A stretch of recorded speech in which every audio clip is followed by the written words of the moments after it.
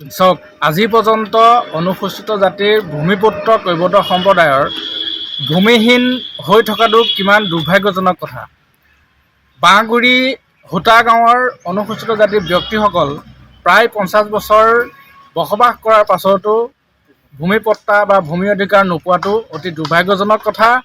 আজি বাঁহগুৰি হোটা গাঁৱৰ বাঘৰবাৰী আৰু নেঘেৰিটিং আদৰ্শ গাঁৱৰ ৰাইজ আহি দেৰগাঁৱৰ চক্ৰ বিষয়া কাৰ্যালয়ত ভূমিপট্টা প্ৰদান কৰিবৰ কাৰণে, ভূমিপট্টা পাবৰ কাৰণে আবেদন কৰিছে। সেই আবেদন দিয়াত আজি আমি সদৌ গোলাঘাট জিলা অনুসূচিত জাতিৰ ছাত্ৰ সন্থাৰ সহযোগ কৰিছোঁ আৰু আমি সমজিলা আয়ুক্তগৰাকীক অনুৰোধ জনাইছোঁ যে দেৰগাঁও সমজিলাৰ অন্তৰ্গত যিমান অনুসূচিত জাতিৰ বসতি প্ৰধান গাঁওসমূহ আছে, সেই গাঁওসমূহৰ কৈৱৰ্ত ভূমিপুত্ৰসকলৰ ভূমিপট্টা প্ৰদান কৰিবলৈ আমি অনুৰোধ জনাইছোঁ।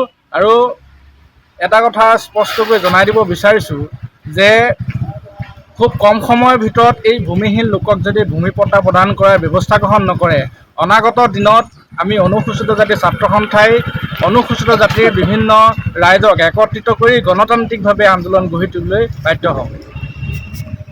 চাওক, আজি পৰ্যন্ত অনুসূচিত জাতিৰ ভূমিপুত্ৰ কৈৱৰ্ত সম্প্ৰদায়ৰ ভূমিহীন হৈ থকাটো কিমান দুৰ্ভাগ্যজনক কথা।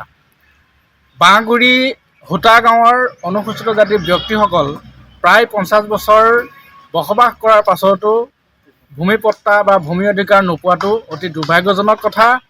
আজি বাঁহগুৰি হোটা গাঁৱৰ বাঘৰবাৰী আৰু নেঘেৰিটিং আদৰ্শ গাঁৱৰ ৰাইজ আহি দেৰগাঁৱৰ চক্ৰ বিষয়া কাৰ্যালয়ত ভূমিপট্টা প্ৰদান কৰিবৰ কাৰণে, ভূমিপট্টা পাবৰ কাৰণে আবেদন কৰিছে। সেই আবেদন দিয়াত আজি আমি সদৌ গোলাঘাট জিলা অনুসূচিত জাতিৰ ছাত্ৰ সন্থাৰ সহযোগ কৰিছোঁ আৰু আমি সমজিলা আয়ুক্তগৰাকীক অনুৰোধ জনাইছোঁ যে দেৰগাঁও সমজিলাৰ অন্তৰ্গত যিমান অনুসূচিত জাতিৰ বসতি প্ৰধান গাঁওসমূহ আছে, সেই গাঁওসমূহৰ কৈৱৰ্ত ভূমিপুত্ৰসকলৰ ভূমিপট্টা প্ৰদান কৰিবলৈ আমি অনুৰোধ জনাইছোঁ।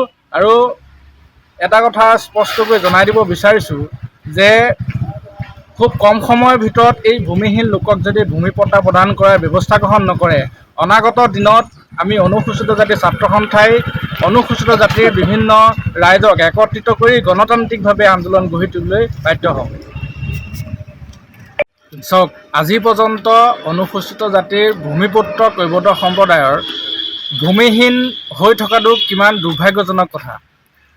বাঁহগুৰি হোটা গাঁৱৰ অনুসূচিত জাতিৰ ব্যক্তিসকল প্ৰায় 50 বছৰ বসবাস কৰাৰ পাছতো ভূমিপট্টা বা ভূমি অধিকাৰ নোপোৱাটো অতি দুৰ্ভাগ্যজনক কথা।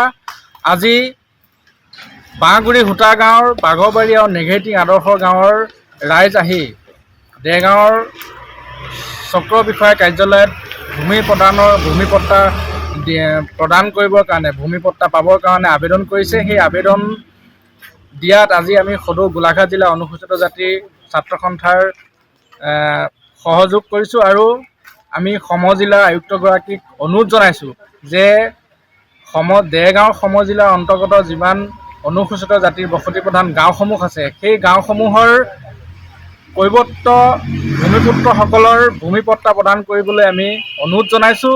আৰু এটা কথা স্পষ্টকৈ জনাই দিব বিচাৰিছোঁ যে খুব কম সময়ৰ ভিতৰত এই ভূমিহীন লোকক যদি ভূমিপট্টা প্ৰদান কৰাৰ ব্যৱস্থা গ্ৰহণ নকৰে, অনাগত দিনত আমি অনুসূচিত জাতিৰ ছাত্ৰ সন্থাই অনুসূচিত জাতিৰ বিভিন্ন ৰাইজক একত্ৰিত কৰি গণতান্ত্ৰিকভাৱে আন্দোলন গঢ়ি তুলিবলৈ বাধ্য হ'ম।